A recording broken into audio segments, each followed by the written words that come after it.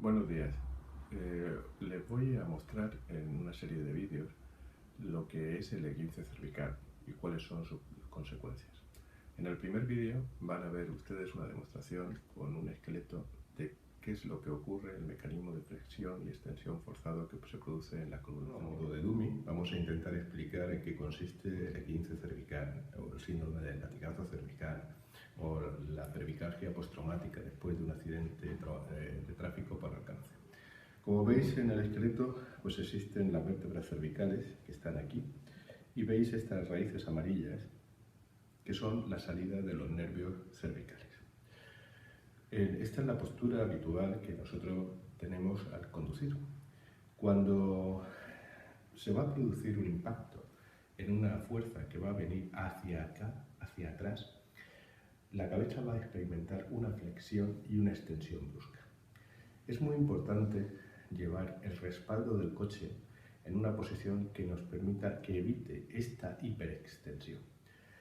Daros cuenta que al chocar por detrás, en este sentido, se producirá una hiperextensión forzada del cuello y posteriormente una flexión forzada de toda la extremidad hacia adelante, produciendo una irritación radical. A continuación, los siguientes vídeos se tratan de explicarles a ustedes la sintomatología que van a desarrollar.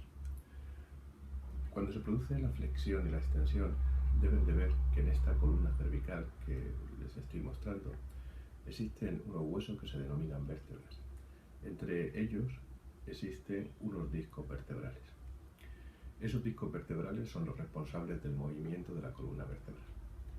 La mayor cantidad de movimiento, de flexión y de extensión de la columna se van a producir en dos discos de ellos, entre el cuarto y el quinto y entre el quinto y el sexto, variando los patrones.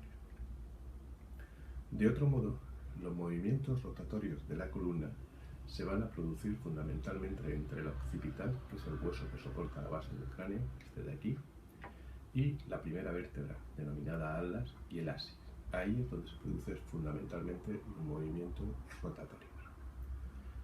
Pueden ustedes apreciar en este modelo cómo salen unas pequeñas raíces amarillas. Son las raíces de los nervios espinales.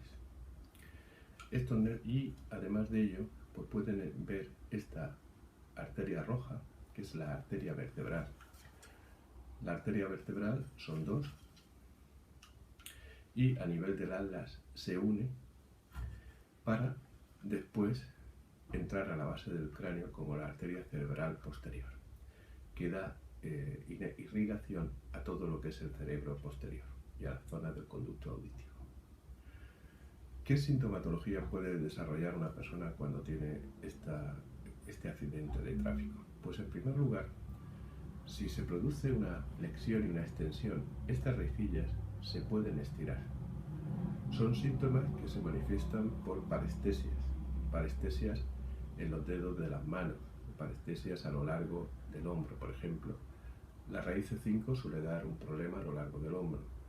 La raíz C6 suele llegar hasta el primer dedo, la raíz de C7 hasta el tercero, y la raíz C8-T1 suele llegar hasta el borde cubital de la mano, o sea, lo que sería el cuarto y el quinto dedo de la mano. De otro modo, a veces, si existe, por ejemplo, una artrosis o una condición predisponente, esta circulación vertebral puede verse alterada y es a veces motivo de discretos vértigos, aunque los vértigos también están explicados por la afectación de otros nervios a otros niveles, como les explicaré. Por último, si existen anomalías congénitas, como pueden ser fusiones entre los huesos C2, C3, que suelen ser muy frecuentes, es normal que a nivel de 4 y 5, pues ustedes tengan que desarrollar más movimiento y por lo tanto pueda producirse un proceso herniario en estas localizaciones. Las hernias de disco como tal son infrecuentes que sean debidas a un accidente de tráfico. Lo normal es que sean preexistentes y se hayan agravado por este accidente. Igual que si existe una condición artrósica o de disfuncionalidad de la columna previamente.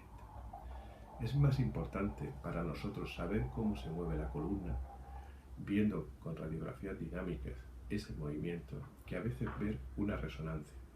Porque la resonancia lo que nos aporta son datos sobre si tenemos o no tenemos que operar, sobre cuál es la cantidad de esa hernia si existía previamente.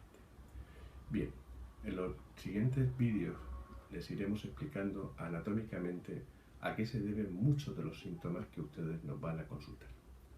Por último, tendrán ustedes una serie de vídeos de lo que es la cuestión de fisioterapia de la columna vertebral, y en la sección de técnicas quirúrgicas y casos clínicos les iremos exponiendo algunos casos que hemos tenido que operar de hernia cervical y con los sistemas que contamos. Muchas gracias.